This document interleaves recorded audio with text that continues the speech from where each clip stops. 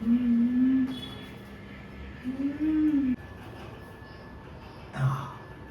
আমার মা ঠিক সুখের সময়টা দেখে যেতে পারলো না, যে সঞ্জয়কে নিজের সন্তানের মতন করে মানুষ করেছি। তাই সবাইকে আমি হাত জোড় করে অনুরোধ করব যে বাবা আমাকে কষ্ট দেবেন না। আজকে মায়ের মৃত্যুবার্ষিকী, মা মারা গেছে 5 বছর হয়ে গেল, দেখতে দেখতে 5টা বছর হয়েও গেল। তো আমরা সবাই মিলে আজকে একটু শ্রদ্ধাঞ্জলি জানাবো, তার জন্য সবকিছু রেডি করছি। সঞ্জয় কত সুন্দর মায়ের ছবিটা পারলো, কেটে মুছে টুছে এখানে বসিয়ে দিল, বসিয়ে আবার অনেক আদরও করলো, করে রেখেছে। আমি এবার গুছিয়ে গাছিয়ে নিচ্ছি। আমি একটা মাকে আদর করে দাও। দেবো তো, বলছো দেবো তো, দেবো, দাঁড়াও গুছিয়ে নিই দিই। মায়ের জন্য ফল নিয়েছি, মা খুব আম খেতে ভালোবাসতো, দাঁড়া পরে দেবো। খুব আম খেতে ভালোবাসতো, আম নিয়েছি। এখন কাঁঠালের সময় একটু কাঁঠাল নিয়েছি, আম কাঁঠাল খেতে খুব ভালোবাসতো, নিয়েছি। আর একটু মিষ্টি নিয়ে এসেছি। এখন না, পরে দেবো, পরে দেবো, পরে দেবো, পরে দেবো। এটা মার জন্য, তোর জন্য পরে দিচ্ছি। আমি রাখা আছে, পরে দিচ্ছি। ওখানে রাখবো? হ্যাঁ, সঞ্জয় বলছে এখানে রাখতে। তুমি রাখো, তুমি রাখো, তুমি রাখো না, ভালো করে রাখো।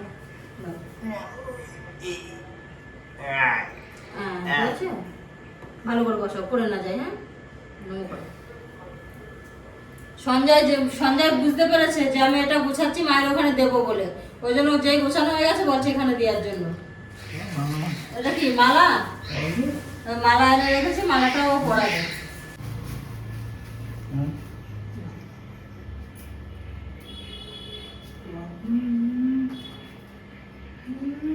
ও সব জানে, দেখেছেন?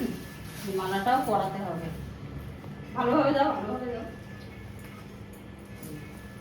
মালা নিয়ে নমস্কার করতে হয়। সামনে নমস্কার করো, নমস্কার করো, নমস্কার করো।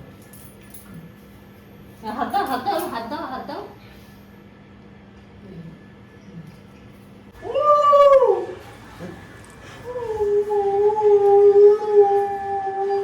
ভালো করে, ভালো করে।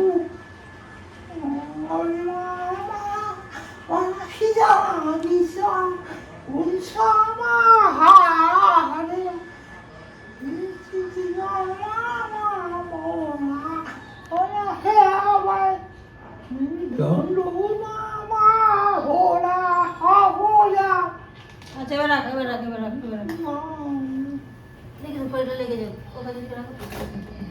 একটু মিষ্টি খাই দে, একটু এগিয়ে যা, একটু এগিয়ে যা, একটু এগিয়ে যা, একটু মিষ্টি খাই। এখানে আয়, এখানে আয়, সামনে আয়। মিষ্টি খাই। আর সামনে যা, মা মুখে মিষ্টি দে। মিষ্টি দাও, মুখে মিষ্টি দাও। মা আমারে গামলে কি মুখে দে, মুখে। আমারে আরে এই গান মার মুখ কই? উঠে দাঁড়া।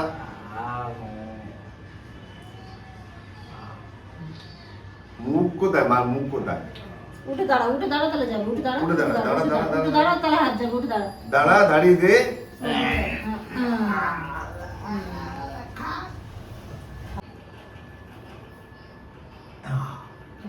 কাঁঠাল দাও।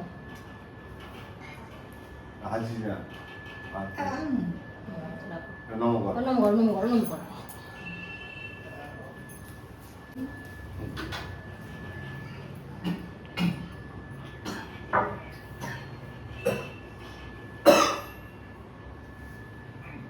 Ini ngomong kok kita lagi.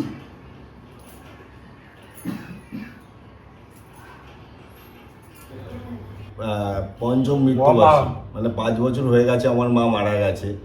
আমার মা যেখানেই থাকুক, সুখে থাকুক, ভালো থাকুক।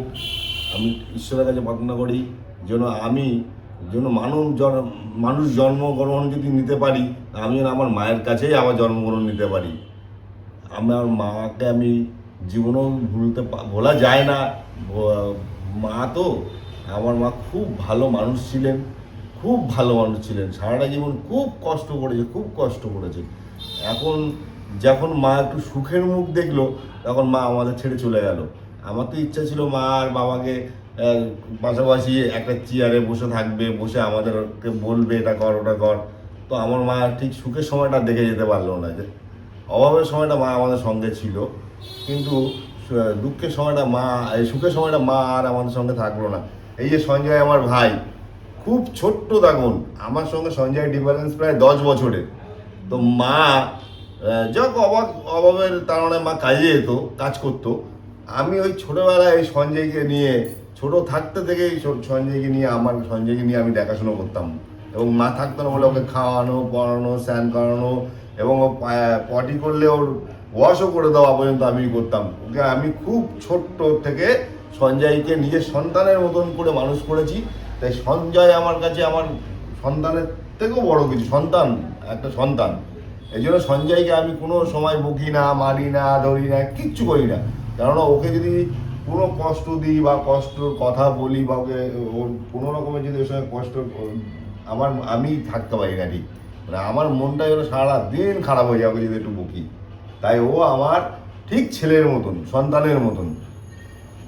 কারণ ওকে আমি খুব ছোটবেলায় ওকে মা আমার কাছে দিয়ে চলে যেত কাজে, কিন্তু আমি খেলাধুলো করতে পারতাম না। ওকে ও হারিয়ে যাবে, ও চলে যাবে, ছোট থাকতেই ওকে কোলে পিঠে করে আমি মানুষ করেছি এই যে সঞ্জয়কে। এদিকে আয়, আমার কাছে আয়, আমার কাছে আয়, আয় আমার কাছে আয়, শোনায়। এই যে আমার ভাই, এটা আমাদের সঞ্জয়, আমার ভাই। আমার ভাই যেন সুস্থ থাকে, ভালো থাকে, আমার মাও যেন যেখানে থাকুক ভালো থাকুক, সুস্থ থাকুক। আমার মা সঞ্জয়কে নিয়ে খুব মায়ের চিন্তা ছিল যে মা আমি না থাকলে ওর কি হবে, ও কোথায় যাবে। তাই আমি আমার মাকে কথা দিয়েছিলাম যে মা তুমি চিন্তা করবে না, আমি সঞ্জয়কে আমি যতদিন আমি এবং তোমার বৌমা দুজন মিলে সঞ্জয়কে সন্তানের মতন ভালোবাসবো এবং সন্তানের মতন ওকে আগলিয়ে রাখবো, তুমি নিশ্চিন্তে থাকিও মা। মা চলে যাওয়ার সময় আমি এই কথাটাও মাকে দিয়েছিলাম যে মা তুমি নিশ্চিন্তে যাও। হ্যাঁ, ওর বৌদিও তো একদম নিজের ছেলের মতন দেখে, আপনারা তো দেখেন, সবাই জানেন যে ও কতটা সঞ্জয়কে ভালোবাসে। হ্যাঁ, যতটা আমি ভালোবাসি ততটা ওর বৌদিও ভালোবাসে, ওর কাকাও ভালোবাসে।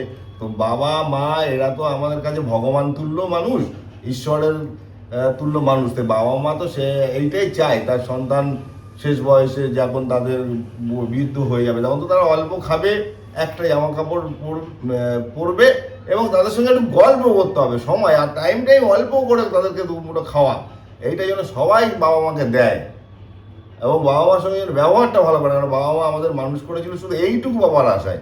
বাবা 4 চাকা গাড়ি পাওয়ার আশায় করেনি, বাবা দোতলা বাড়ি পাওয়ার আশায় করেনি, বাবা ফ্ল্যাট পাওয়ার আশায় করেনি। বাবা শুধু তার এই বয়সটায় আমরা যেন বাবা মার সঙ্গে একদম বাচ্চা বন্ধুত্বের মতন মিশে এবং তাদের পাশে থাকি। তাই সবাইকে আমি হাত জোড় করে অনুরোধ করব যে বাবা মাকে কষ্ট দেবেন না, বাবা মাকে দুঃখ দেবেন না। বাবা মা ছাড়া পৃথিবীতে কেউ নেই, তারা আমাদের মুখের দিকে তাকিয়ে সারাটা জীবন আমাদের জন্য দিয়ে দেয়। ও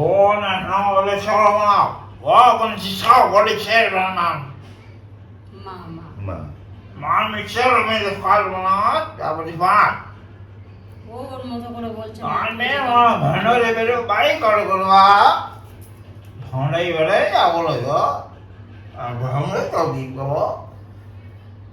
ঠিক আছে।